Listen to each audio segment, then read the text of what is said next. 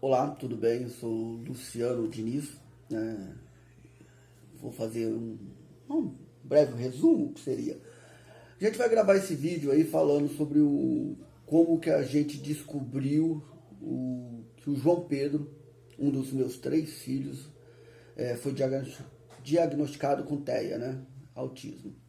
Então, como foi pra gente, como a gente descobriu, a dificuldade que a gente teve com profissionais, né? A dificuldade pessoal minha, pessoal da Cláudia, né? Oh, ela tem que se apresentar. Oi, meu nome é Cláudia, sou mãe do João, né? Que ele foi diagnosticado com TEA leve, né? E no caso dele deu TEA leve, altas habilidades, e ele também tem déficit de processamento auditivo, né? E assim, eu desconfiei, né? Eu sou professora da rede e eu desconfiava já desde pequenininho, né? Algumas atitudes que ele tinha de isolamento, enquanto todo mundo tava brincando, ele tava quietinho no canto dele, né?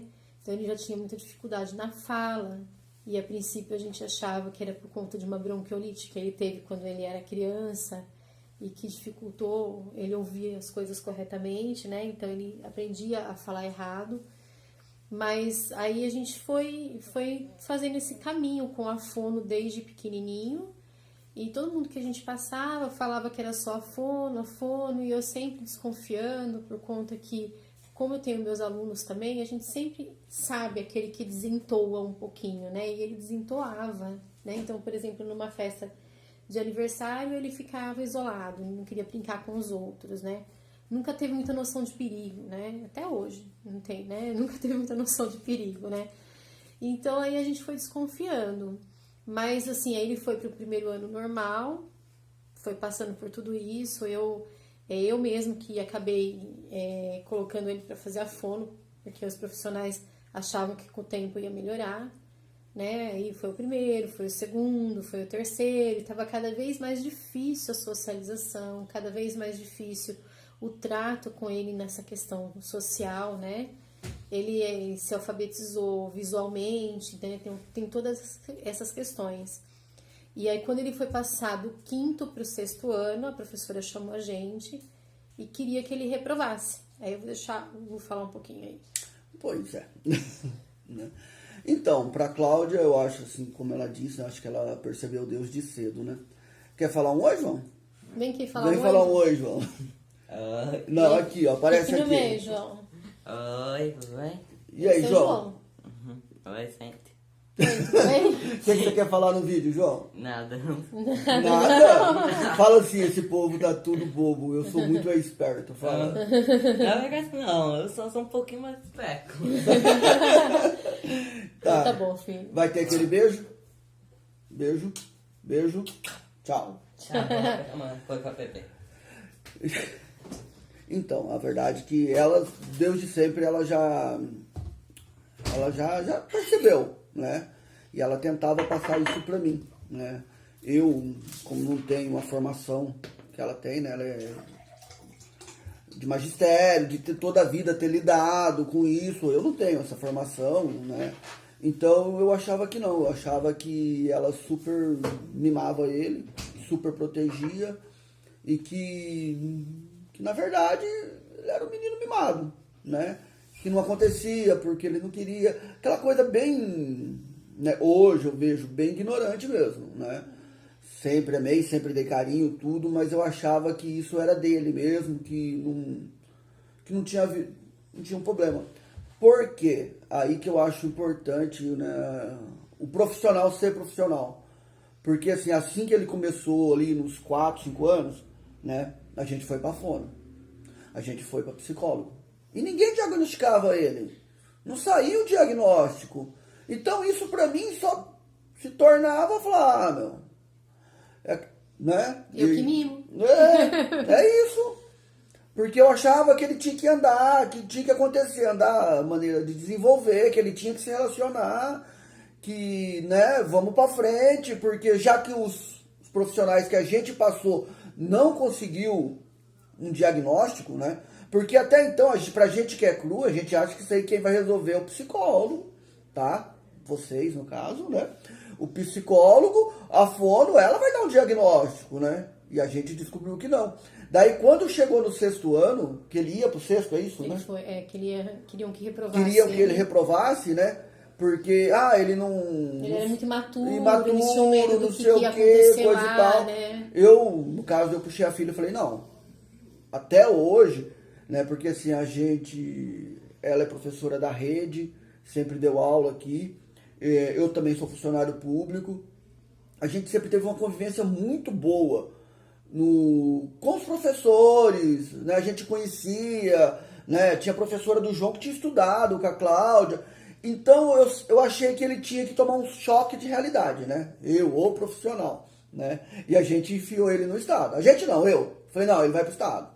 Né? Ele vai, mas aquela escola é isso. Falei, então é isso mesmo. Então agora ele vai. Né? Ele vai aprender a ser gente. Foi não, bem não essa... foi, não foi isso. Não foi bem assim, Foi né? quase assim, mas né? foi, Ele vai crescer, É, né? Então, já que a gente não tá conseguindo, né? A intenção ele achou que era um empurrãozinho. A Eu intenção, ia dar um né? empurrãozinho, né? Aí E foi um desastre. foi um desastre. E aí eu falei pra ele, assim, então tá bom. Então vamos fazer o seguinte, vamos fazer um acordo. Você quer que o menino vá pro 6º ano, que ele aprenda a crescer com toda aquela realidade, e eu vou procurar outros meios. Se o médico falar pra mim que não é nada, nunca mais eu toco nesse assunto. Agora, se a gente descobrir, a gente volta a conversar, né? Então foi isso. Aí a gente... Só um apêndice pra me defender. Daí eu falei assim, não, beleza, e eu vou com você. Parece que eu fiquei ruim na história. Não, eu falei, então vamos atrás do profissional que você acha que tem que ir. Né? Então, aí o que a gente fez? Eu fui procurar um especialista que eu achava que era quem podia resolver. Então eu fui procurar um neuropediatra, que é o médico que poderia me ajudar, né? Que eu já tinha falado com ele. E aí eu marquei essa consulta com essa médica, uma médica excelente, né? E aí ela bateu o olho no consultório do João e falou assim, não, aí tem, né? Ela falou assim, aí tem. E aí o Luciano foi junto e aí ele também questionou, fez os questionamentos dele lá. E aí pediu para que a gente fizesse alguns exames, né? Que se faz com os psicólogos, né? O VISC, que eles falam, né? Que é pra gente procurar o TEA com o VISC. E aí a gente estava com alguma dificuldade pelo convênio, né? E eu acabei que fiz particular, aí eu já fiz tudo. Eu fiz do VISC, do autismo, eu fiz do TDAH, eu fiz do DI. Falei, vamos descobrir tudo aqui, né? Vamos fazer tudo. O processamento auditivo a gente já tinha descoberto, né? E aí a gente foi e fez, né? E deu. Na verdade, o João, ele ficou... a gente fala assim que ele conseguiu ser limítrofe em autismo, né? Não existe essa palavra, mas ele ficou na linha ali de ser considerado um autista. Mas não é levado só em consideração esse exame, né? Na verdade, é esse rastreio, né? Que a gente fala que é o rastreio do TEA, né? Porque não é um exame, é um formulário, são várias sessões de terapia para se diagnosticar isso. E no caso dele deu, e do DI, para nossa surpresa, deu altas habilidades, né? Então... O que a gente acredita, né? Que o fato desse QI de altas habilidades, né? É o que conseguia mascarar muito para os profissionais. Né? Porque, como que o menino... Porque a gente não falava que ele era autista. A gente falava que ele tinha alguma necessidade especial. Mas o diagnóstico de autismo, né? A Cláudia acreditava que era, mas alguns professores, né? Falavam, não sabia o que era. Mas ele é muito inteligente. Todo mundo só falava isso. Ele é muito inteligente. Ele é muito... Porque a pessoa ainda tem a concepção que o autista é aquele autista que é um grau mais moderado, né? Às vezes aquele que não fala, aquele que tem crise, né? Que esse é mais fácil de diagnosticar. Pessoas e profissionais também. Eu não sei se, de repente, os profissionais que a gente pegou teve uma formação não muito boa, ou são pessoas de uma outra época, tudo, mas pessoas e profissionais. Então, assim... Então, o que é mais grave, no caso. Então, assim, tá acostumado com isso, né? E geralmente a gente confunde muito que o autista ele é DI pelo fato dele não falar. E não é isso, né? A fala nada tem a ver com a inteligência, né? Vamos colocar assim, né? Então ele pode até não conseguir se comunicar, mas ele é tão inteligente ou quanto mais, como a gente descobriu do João, né? E aí a gente começa a descobrir características específicas que quando você passa o pente fino e volta lá para trás, você fala, não, mas o João fazia isso. Não, mas é verdade, ó. Olha, o João, a gente não notava os movimentos repetitivos dele, mas a própria TO, que já estava trabalhando com ele, colocou no relatório que ele tinha sons repetitivos, né? E a gente tem uma coisa aqui que é todo dia 8 horas da noite começa a fase João... Vou pular. Vou pular, né? Então ele começa 8 horas e termina umas 20 para as 9, e fica mais ou menos 1 hora, que é a fase que ele pula, que ele extravasa, né? Então ele pula, ele gira em torno de si mesmo, né? E é sempre a mesma brincadeira. E assim, aí é que a gente começa a ver que aquele pulo não era um pulo que uma criança que é normal, né? Que ele, por exemplo... Ele não ter noção do perigo, né? Que ele caiu de 1,5 metro da escola. Isso também é sinais do autismo que a gente não vê, porque a gente tem aquele estereótipo do autista, né? Exatamente. O diagnóstico do João, ele saiu muito tarde. Ele saiu muito tarde. O diagnóstico dele saiu com ele com 12 anos. E aí é que o problema de não se diagnosticar antes é o seguinte, que a evolução do João nesses 2 anos aqui descobriu... É impressionante. É impressionante, não, falando. Porque daí falou assim, não, então tem. O que a gente vai fazer? Tá? Porque daí, falando, olha, o grau do João é leve, ele vai ter que fazer isso. Mas, gente, foi impressionante. A gente tá numa... Só que, sim, vamos lá. A profissional que ela conseguiu marcar, não sei se é bom falar o nome da profissional. Doutora Mirella, muito boa. Então, tá, a doutora Mirella atende no convênio de Jundiaí, Unimed. Vamos lá. A doutora Mirella... É muito difícil de marcar com ela. Dificílimo. A gente conseguiu um encaixe nas... É um prazo de 6 meses. 6 meses. Então, ela é uma profissional renomada, então é muito difícil. A clínica que o João está tratando agora, para conseguir uma vaga, foi uma luta. Mas a gente conseguiu. É porque tem que ser uma clínica especializada no método ABA. ABA. Né?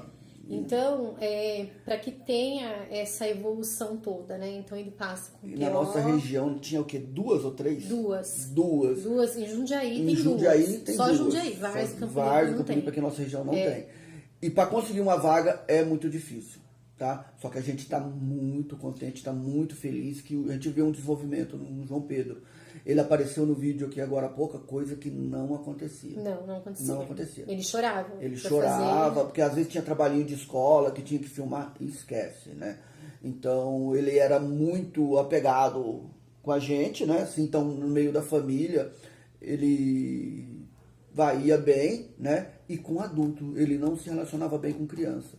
Só que com adulto... O que é normal para uma criança com autismo, né? Tanto ele se relacionar com uma pessoa mais velha do quanto mais nova, nunca na mesma faixa etária, né? Então, só que são traços que a gente só aprendeu depois, né? Agora vamos lá. Como que é ser pai de uma criança autista? É melhor do que ser pai de uma criança que não tem diagnóstico, eu te garanto. Ah, com certeza. Porque, depois do diagnóstico... Porque, assim, o peso que você tira das suas costas, né? Eu tinha um peso muito grande, porque eu achava que eu era a culpada por conta da fala dele. Eu também achava. Né? Porque eu deixei ele tomar vento quando ele era bebê, entendeu? Então eu achava que eu era, e quando eu descobri que não tinha nada a ver comigo, saiu um peso das minhas costas. E quando eu descobri que ele era autista, nós invertemos os papéis aqui em casa. Agora eu sou mais brava, um pouquinho mais firme com ele, e o Luciano agora é... Ela tem que entender. Ele mais é leve. Não... Tem coisa que não dá pra ele fazer. Não. Ela tem que relevar. Ela não precisa ser tão dura. A gente trocou os papéis. Ele chora. Não, mas a gente trocou os papéis, porque verdade. Agora eu sei como fazer. Admito. Entendeu? Que eu vou me policiar um pouco mais. Eu tô meio que protegendo demais. Então, assim, a gente tem que... Agora eu sei o que fazer. É diferente. Agora eu sei o que exigir. E eu continuo perdido. Então, assim, é diferente, né? Então, mas assim, voltando ao assunto, a escola do estado não deu certo. Não deu certo. A escola do estado não deu certo porque a quantidade de alunos por sala é muito. Eles não têm uma coisa que é importantíssima, que é a adequação curricular. Se fala muito pouco disso, né, nas escolas. e deveria se falar mais, né? Ele não precisa de uma pessoa acompanhando ele o tempo todo, porque ele não toma medicamento, ele não tem surto, né? Ele não tem convulsão, então ele não precisa. Mas ele precisa de um currículo adaptado a ele, né? E não porque mesmo depois que saiu o diagnóstico do João Pedro, né? Não teve diálogo. Deixa eu, esse assunto é polêmico aqui em casa, mas eu vou falar. Há um tempo atrás, acho que foi o ministro da Educação, ele fez uma fala muito, sei lá, politicamente incorreta, e ele foi infeliz na fala. Só que se a gente for pegar a realidade, ele também não está tão fora. Porque, infelizmente, pelo menos no que se diz respeito a escolas estaduais, né, eles falam que tem isso, que tem aquilo, que é só para inglês ver. A verdade não é essa.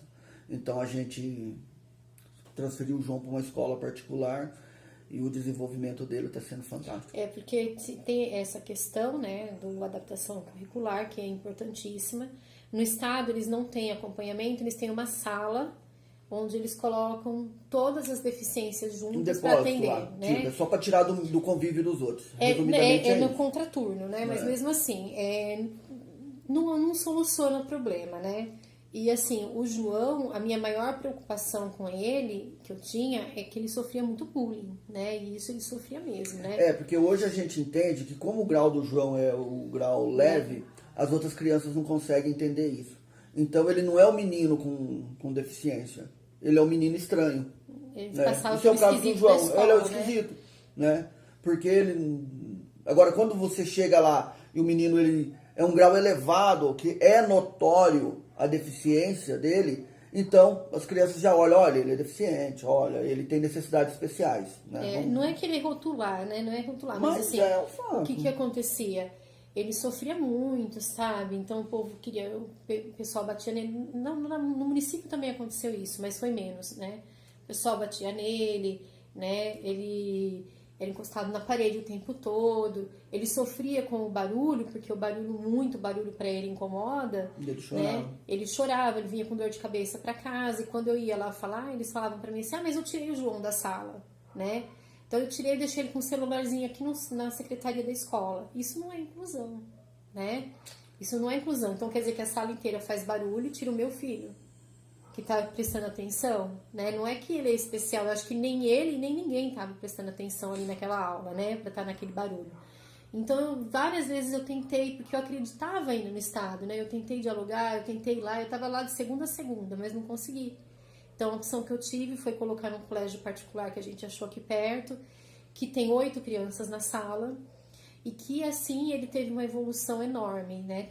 E ele tem uma sociabilização com essas crianças maravilhosa. Não, desenvolvimento escolar dele. Exatamente. Porque assim, eu que sou leigo, pelo menos, eu acho que quando uma criança sai da rede pública e vai para um colégio particular, ela vai sofrer muito para acompanhar os outros. O João sofreu. Só que foi muito rápido. Eu esperava que, sei lá, que ia levar o quê? 1 ano, 2 para ele, né? E foi questão de 1 bimestre, 2. Né? Ele tem lá algumas dificuldades, né? Algumas matérias específicas, né? Tem que ter adaptação curricular, que agora a gente está trabalhando nisso também com a escola, mas diferentemente da outra, né? A escola realmente abriu os braços, acolheu o João Pedro, né?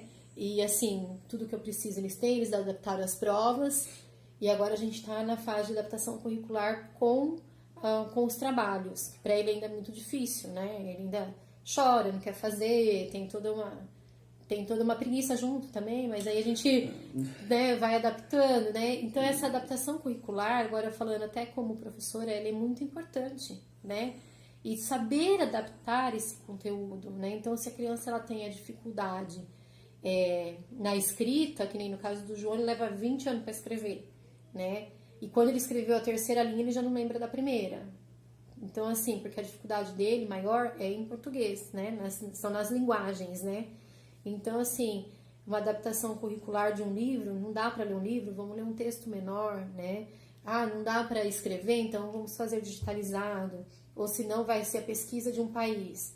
Não adianta ele ir lá pesquisar um país, escrever tudo que ele não vai lembrar nada. Então é mais fácil ele assistir um vídeo sobre aquele país, a gente conversar sobre aquele país, que ele vai ter o mesmo conhecimento dos demais. Porque a dificuldade dele não está em entendimento, está na escrita, né? Então essa adaptação curricular é muito importante. E mesmo nas outras matérias, né? Por exemplo, matemática, que ele gosta. Ele foi campeão de xadrez da escola. É verdade. Que ele gosta. Mas foi o pai que ensinou ele a jogar xadrez. Uhum. Então, mesmo matemática, cálculo, ciências, que ele sempre gostava, geografia, que ele sempre gostava, ele deixou de ser um aluno no estado 3, 4, para ser um aluno 8, 9. E matemática, no caso, 10 na particular. Então, e sem contar que matemática não tem adaptação curricular para ele, porque não há necessidade. Então, ele faz o que os demais fazem. E até a professora me chamou lá na escola, porque ele teve que explicar a prova que ele fez. Que era para achar o valor de X, uma coisa assim. Né? Então, faz uma conta enorme. Ele achou na segunda linha. E a professora achou que ele tivesse colado, né? E aí ele pediu para a professora explicar, aí ele foi lá e falou assim, mas professor, é óbvio, se esse é esse, o valor é esse, né? Então ele matou na segunda linha, né? Então assim, ele não precisa da adaptação curricular em algumas matérias, mas algumas matérias ele vai precisar sempre, né?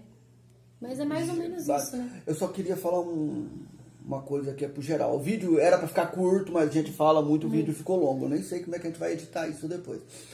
Mas assim, outra coisa que me abriu os olhos, assim, agora não é do João Pedro, é do mundo autista, no geral. Porque quando a gente vai levar ele na clínica, a gente pega uns casos, que seria severo a palavra? Uns casos... Moderado a severo. Uns casos mais severos. E a gente fica com aquela impressão, porque a gente vê o filme tal, a gente vê o documentário tal do doutor... Pessoal, aquela realidade lá, acho que é 1 em 1 milhão, entendeu? A gente pega uns casos bem complicados. E alguns casos que estão muito complicados porque também não teve um diagnóstico, né, diagnóstico tardio, ou né? pior, um diagnóstico errado. Porque quando é muito severo, acontece o diagnóstico errado, entendeu? Então vocês que vão ser futuros profissionais aí, não se cansem de pedir. Pede exame, pede o que for. Ah, não tem condições... Gente, é muito melhor. Cara, tem um caso lá que acho que eu vou chorar aqui, que me corta o coração. O menino foi diagnosticado com esquizofrenia, né? Ele é autista. Ficou internado, né? Ficou internado, tomando medicamento para esquizofrenia. E ele era autista. Ele era autista. Hoje ele é autista e esquizofrênico. Mas assim... Porque os remédios... tem que fazer acompanhamento o tempo todo. Então é muito complicado. Eu acho que é muito delicado quando a gente lidar com a vida de outra pessoa, né? Então, assim, é muito complicado isso. E a gente tem que entender que o autista ele é diferente. Cada autista é diferente. Não existe um que seja igual ao outro. Por isso que a gente fala, a gente busca as características. Porque não tem como colocar todo mundo na mesma régua. Não tem, né? Cada um é diferente do outro. Então, o que vai mesmo é a atenção, a observação, né? Então, tanto em sala de aula, quanto no consultório, né?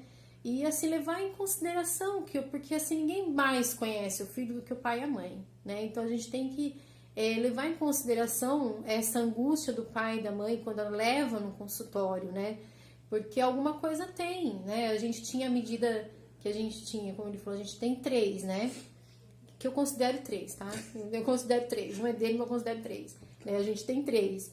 E, assim, dentro das suas especialidades, uma é diferente da outra, mas todos eles eram muito diferentes do João.